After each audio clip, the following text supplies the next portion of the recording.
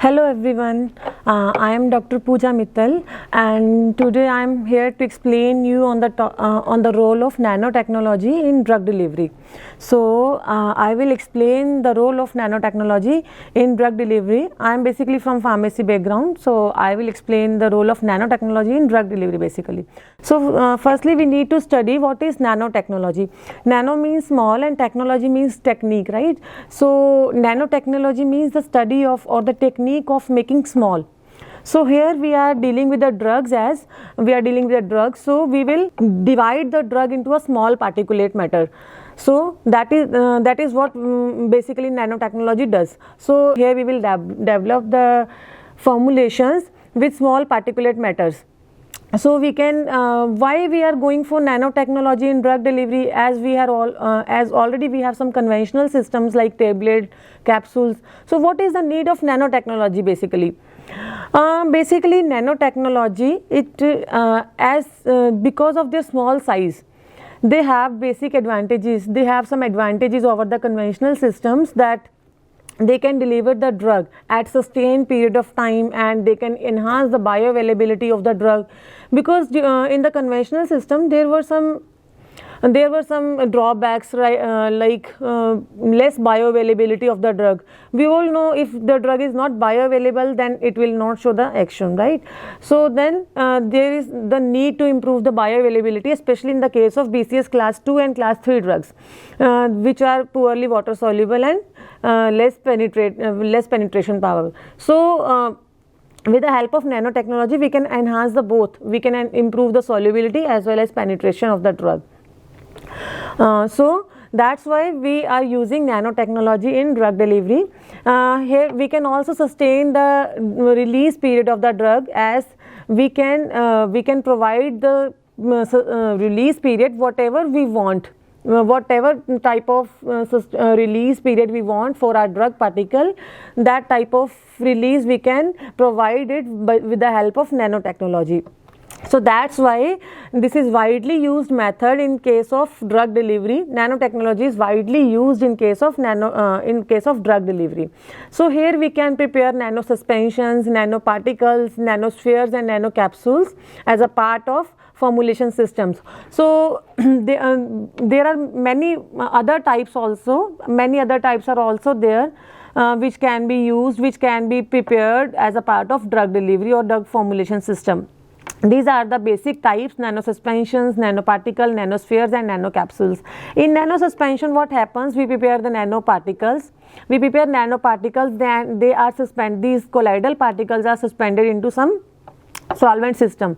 They are known as nano suspensions, right? The nanoparticle means the size of that particle is of nano range. The basic range for nanoparticle is 50 to 500 nanometer, depending upon the type of polymer or type of other liquid or other solvent and other type of media that we are using.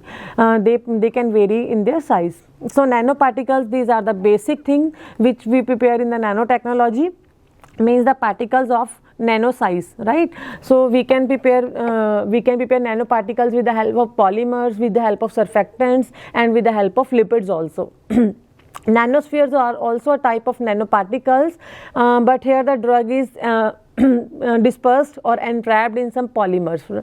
And the nanocapsules, they are also a type of nanoparticle in which the polymeric shell is there, but the drug is entrapped inside a lipid core. Means lipid core is there which is entrapping the drug. Obviously the drug will be hydrophobic in nature and it will be coated with the help of nano polymeric shell. Moving on to the next slide. So what is the need of nanotechnology in drug delivery? As I have already explained, what is the need of nanotechnology in drug delivery? We can use nanotechnology in all the streams, in physics, in chemistry, in drug delivery also. So first and the most important benefit of nanotechnology is improved bioavailability. Nanotechnology is there to improve the bioavailability, as it can improve the release rate of the drug and it can improve the dissolution of the drug. Obviously if the dissolution of the drug is improved, then the release rate will be improved and the bioavailability will be improved. So now we can connect the next advantage to this, to the first one. If the formulation is of improved bioavailability, then before we were taking 100 mg of the drug because only 40% of the drug was bioavailable. Now with the help of nanotechnology, if we had made it 90% bioavailable, then we will not go for 100 mg of the drug, right?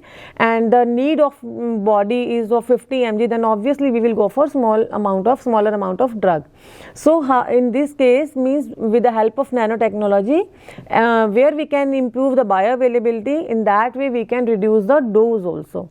As the dose is reducing, the obviously the dosing cost, means the cost of the therapy will also get reduced, because earlier we need to purchase 100 mg of the drug and the cost was for 100 mg. Now we are doing the same action, we are getting the same action with 40 mg or 50 mg of that drug, then obviously we will buy 50 mg of that drug. Obviously the cost will get reduced, right? And next thing, that we can provide the formulation a sustained release, right? We can provide a sustained release or the controlled release or the prolonged release. Then obviously we can reduce the time or the frequency of the dosing. Frequency of the dosing can be reduced as the formulation or the drug will release the formulation will release the drug for a longer period of time. Earlier it was releasing the drug within 15 minutes or 20 minutes or 30 minutes, depending upon the type of coating, right?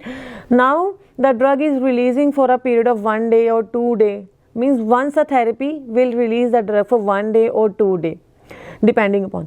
So that's why the dosing frequency will get reduced. Dosing frequency will get reduced, it means it will increase the patient compliance, especially for pediatric and the geriatric population. Also with the help of nanotechnology, we can have the most important advantage in case of the dangerous diseases like cancer. We can have the targeting concept also. Targeting means the drug will be targeted to that specific tissues. Otherwise we all know, like in case of cancer, what happens when we go for chemotherapy, by using conventional system, the drug will go to all the cells, the drug will go to all the organs, all the tissues equally, and then it will destroy the normal cells also. But we need to destroy the cancerous cells only, we not need to destroy the normal cells. Then we feel some serious side effects. But now with the help of nanotechnology, what we can do, we can provide targeting, active targeting or passive targeting, depending upon the type.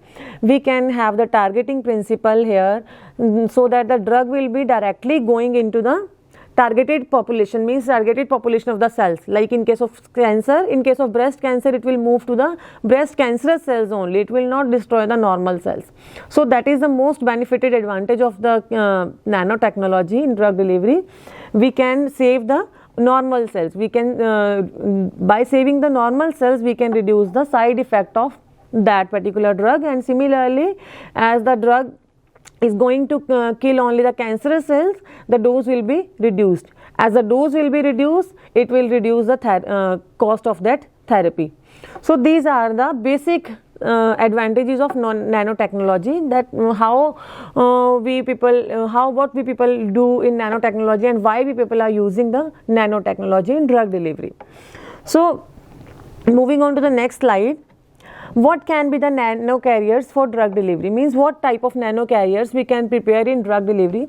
We have a vast range of nanotechnological carriers in drug delivery also.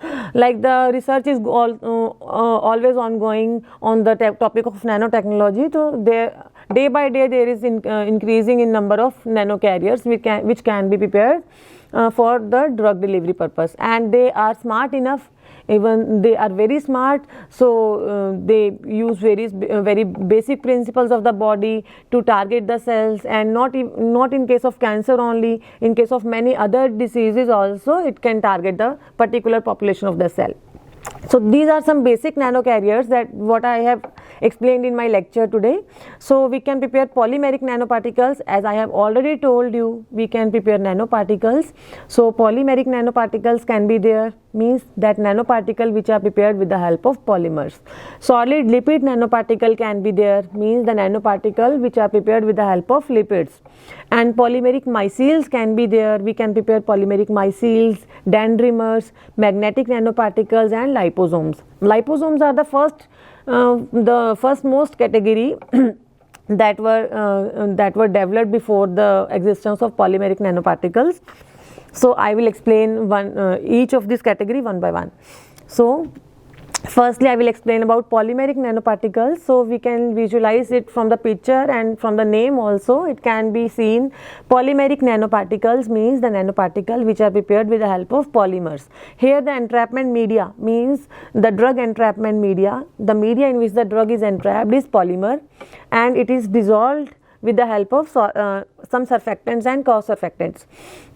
Some organic solvents are also used, like acetone, ethylene glycol, and this type dichloromethane. These type of solvents or organic solvents are also used to dissolve the surfactant and the polymer, so that the drug can get easily entrapped inside these particles. So we can entrap the drug, and we can put the drug inside the polymeric core, right? So drug can be added inside the polymeric core, or it can be entrapped in the polymeric matrix. So the size of this colloidal particle ranges from 10 nanometer to 1000 nanometer, depending upon the type of polymer. The basic requirement for formulation of polymeric nanoparticle is, like, we are using polymers, right? So it should be biocompatible and biodegradable, means it should be compatible with the body, it should be compatible with the body tissues, and it should be biodegradable also. Means we need not to add, or we need not to go for any some special media or some special procedures to remove that nanoparticles from the body. They should degrade by themselves, and after some time or after completing their half-life, they should get outside from the body by themselves because of their biodegradation properties, right? The polymers used for the polymeric nanoparticles, they should be GRAS certified, generally regarded as safe. They should be GRAS certified, and they should be biocompatible and biodegradable. So basic type of polymers that can be used for the formulation of polymeric nanoparticles are PLA, PLGA, PGA, PVA. These type of polymers. Semi-synthetic natural polymers like chitosan, alginate, these can be used for the formulation of polymeric nanoparticles. So we can use synthetic, natural, as well as semi-synthetic type of polymers for the formulation of polymeric nanoparticles, and we can prepare nanocapsules and nanospheres for the here as a part of polymeric nanoparticles. Nanocapsules, here the drug is entrapped inside the drug cavity. When the drug is entrapped inside the drug cavity and surrounded by a polymeric layer, then this is known as nanocapsule. And when we are talking about nanospheres, here the drug is entrapped in the or embedded in the matrix, polymeric matrix, right? So they are known as nanospheres. Means reservoir system is nanocapsule and the matrix system is nanosphere. So they have many advantages, as their size range is very small. When we are dealing with the polymeric nanoparticles, when we are dealing with the polymers to formulate the nanoparticles, the size range is very small. Means we can prepare 20 nanometer, 30 nanometer, 50 nanometer of nanoparticles. And they are easy to formulate. They need some special setup, but they are easy to formulate, and they are stable also. Means they do not have the stability issues. So that's why much of the pharmaceutical industries, they prefer to go for polymeric nanoparticles. Next, moving on to the advantages of polymeric nanoparticles. Because of their small size, they have the easy penetration power through the capillaries. They can easily get inside into the capillaries, and there we can get the drug accumulation at a particular site. Means the targeting is very much easier when we are using the polymeric nanoparticles. Also, we can have the sustained release of the drug. Obviously, we are dealing with the nanotechnology. Here the drug is divided into small portions or nano parts. We can have the sustained release. We can add some sustained release type of polymers, means the polymers which are having the power to sustain the release, to degrade at a very slower rate, then they will provide the sustained release type of sustained release. So applications, they can be used to apply where the targeting, they are usually applied where the targeting is needed, like I had already given you example of cancer. So in cancer, many first line drugs are there, like paclitaxel, doxorubicin, daunorubicin. In market also, their polymeric nanoparticles are there in the market, means the technology is so much advanced and the formulations are already in the market, which are used for the targeting of the particular drug into a particular cancerous site. And enhancement of bioavailability, we can also get the bioavailability enhancement and also the sustained release of the formulation. So moving on to the next slide, here we will study the lipid based nanoparticles. Lipids can also be used for the entrapment of the drug. So we can entrap the hydrophobic type of drugs inside the lipid core or the lipid matrix. So in the lipid based nanoparticles, we can prepare two type of formulations. One is solid lipid nanoparticles and another is nanostructured lipid carriers, that is NLCs. These are the two basic types. Other are the like liposomes are also there, they are also based upon lipids, so we can also count them as a lipid based nanoparticles. So firstly, solid lipid nanoparticles. Here, as the name suggests, the lipid is solid in nature, means we are going to use solid lipid as a formulation base, means to entrap the drug we will use solid lipids like GMO, right? So they are also a colloidal carrier system. They are made up of various solid lipid like glyceryl stearate, stearic acid, glyceryl monoxide, and many more type of solid lipid can also be used. Here also the issue is of biocompatibility. The lipid whatever we are using should be biocompatible, bioerodible and biodegradable, right? We cannot use anything which is not bioerodible or biocompatible. So the lipid should also be of biocompatible category, and surfactants, they should also be of biocompatible category. The size range is 100 to 500 nanometer as we are dealing with the lipids. So lipids cannot provide very smaller range of nanoparticles. Usually they provide the size range up from 100 to 500 or 600 nanometers, right? And this is the best delivery medium for the bioavailability enhancement of hydrophobic drugs for BCS class 2 category drugs. As we all know, what are BCS class 2 category drugs? Biopharmaceutical classification system has classified the drugs into 4 categories, 1, 2, 3 and 4, depending upon their solubility and their permeability. So class 1 drugs are highly soluble, highly permeable, and class 2 drugs are low solubility, high permeation power. Class 3 drugs are low permeation and high solubility, and class 4 drugs are low solubility and low permeation. So we can use the lipid based formulation or lipid based nanoparticle for the bioavailability enhancement of class 2 drugs where the solubility is very low, means for hydrophobic drugs. So moving on to our next slide, we can prepare nanostructured lipid carriers also. As I had already told, like solid lipid nanoparticles can be prepared and nanostructured lipid carriers can also be prepared. The difference between nanostructured lipid carriers and solid lipid nanoparticle is that here we are using the mixture of solid lipid as well as the mixture of as well as liquid lipid. Means earlier we were using only solid lipid in case of solid lipid nanoparticles, but in case of nanostructured lipid carriers we are using the mixture of solid lipid as well as small amount of liquid lipid. Why we are adding the liquid lipid? The question begins here, why we are adding liquid lipid here while we can work with the help of solid lipid only? The answer is the liquid lipid will add more imperfections to the crystal lattice that was prepared by the solid lipids only.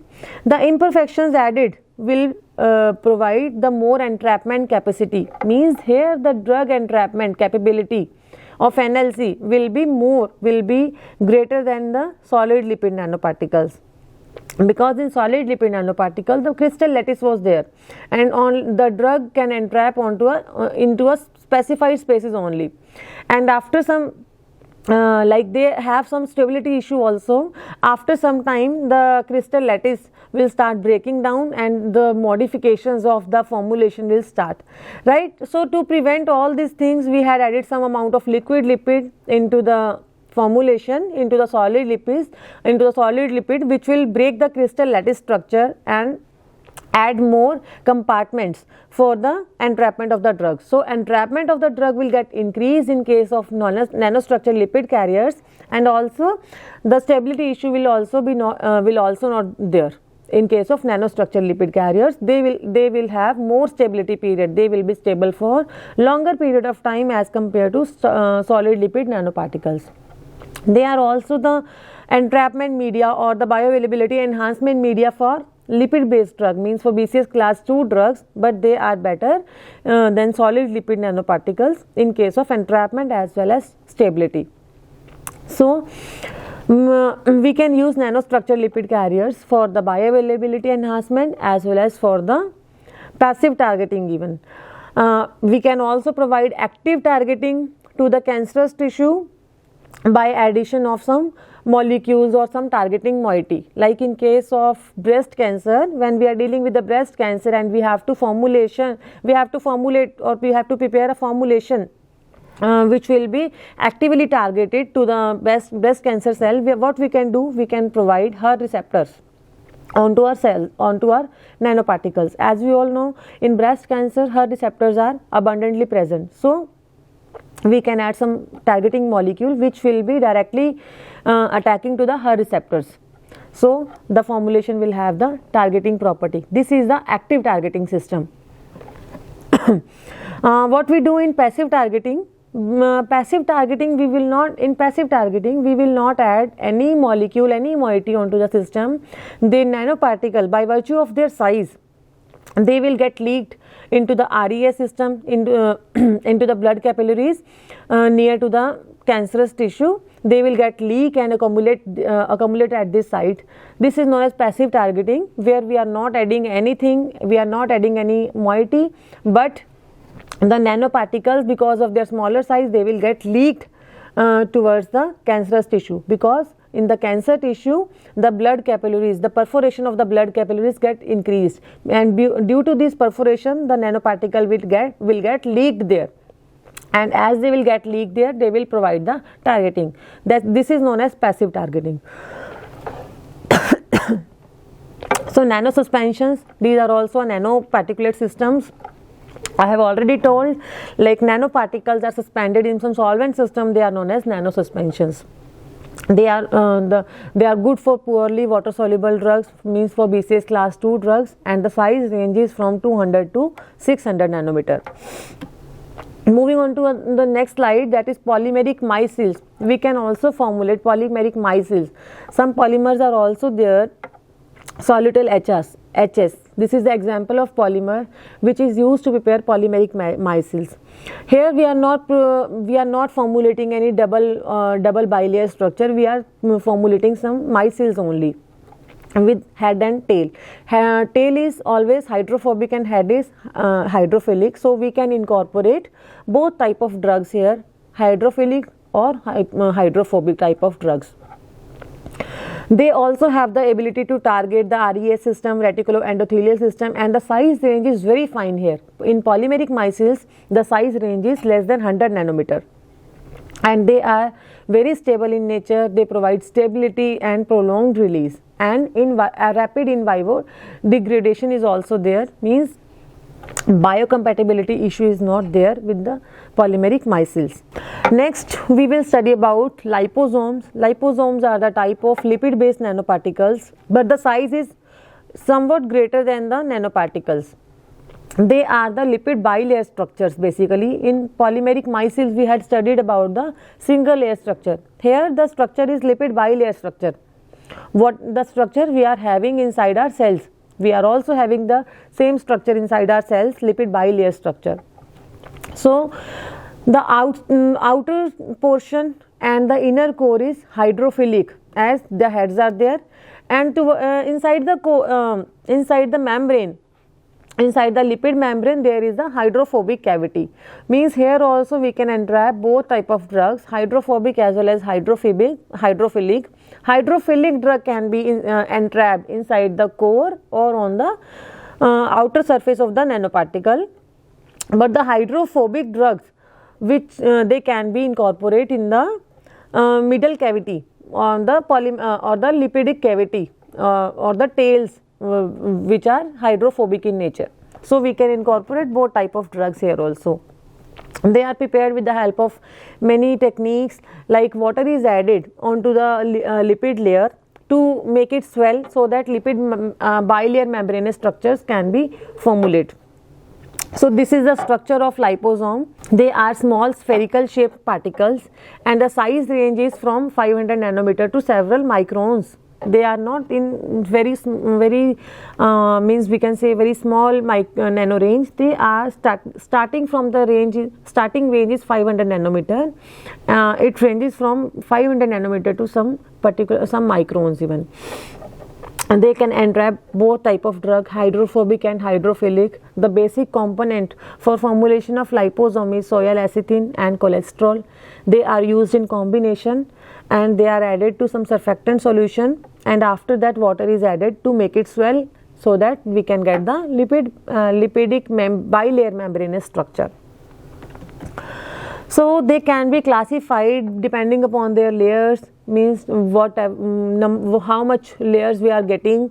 They can be classified like small unilaminar vesicles, SUVs, whose size range is 25 to 50 nanometer in diameter, and we can also prepare large unilamellar vesicles, LUVs, whose size range is 100 to 500 nanometer, and multilamellar vesicles can also be prepared, in which the multi vesicles are there inside the one liposome vesicle.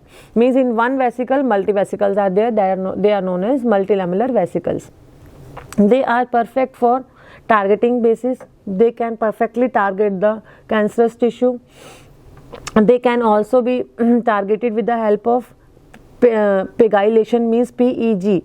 When we will add polyethylene glycol onto the surface of the liposome, they are known as pegylated liposomes. They are perfect for the targeting of cancerous tissue. Next, moving on to the dendrimers. Dendrimers, as we can visualize from the structure, they are branch or tree branching like structures, where the drug is added on inside the core. Inside the core we can add the drug, and outside what happened, when the polymer monomers are there, they will react with other monomers and they will formulate a polymer outwards, means they will form a tree like structure. They are symmetric in nature. They are not non-symmetric. They are symmetric in nature, and they can entrap many drugs. With the help of dendrimers we can also provide targeting to the various tissues. Here also we can add hydrophobic as well as hydrophilic drugs. So we can add both type of drugs inside the dendrimer also, and also they are much more stable than any other formulation. That's why we can also go for dendrimers, which are tree like or branches like structures. Next, last but not least, next is the magnetic nanoparticles. We can also use the magnetism of the body to formulate nanoparticles, or so that they can work, they can target the particular cells depending upon the by using the magnetism of the body.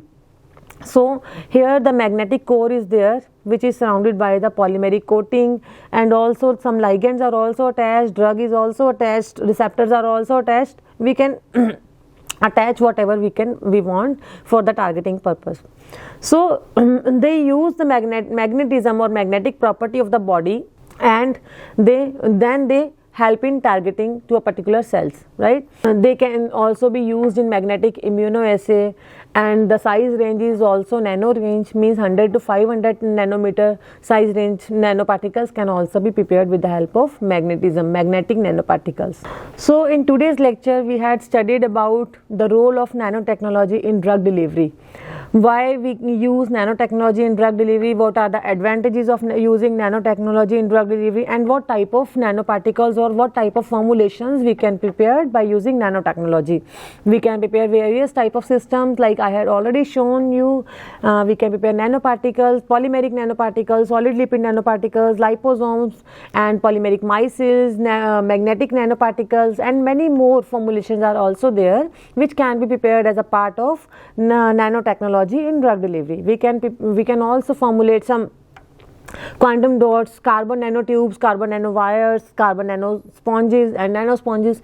Many more type of formulations are also there which can be prepared, but in today's lecture I had explained you about the basic types of formulation that can be prepared by using nanotechnology. Thank you.